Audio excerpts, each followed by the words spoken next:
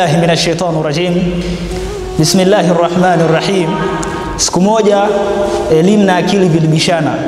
Vipi ulikuwa mbishano wao au vipi ulikuwa mjadala wao na munakasha wao? Ilmu al-alimi wa aqlu al-aqil ikhtalafa.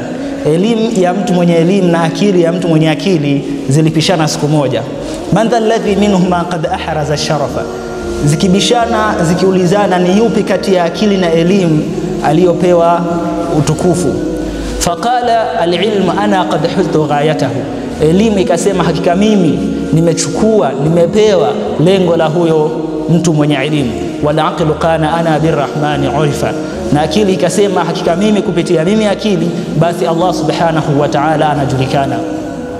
فأفصح العلم إفصاحا وقال له بس elimu ikampa ufasaha ikamueleza akili ukweli wa mambo na ikamwambia bi ayna Allah fi Qur'anihi tusifa, kati ya mimi na wewe, kati ya mimi elimu na wewe akili ni yupi hapo kasifiwa katika Qur'ani?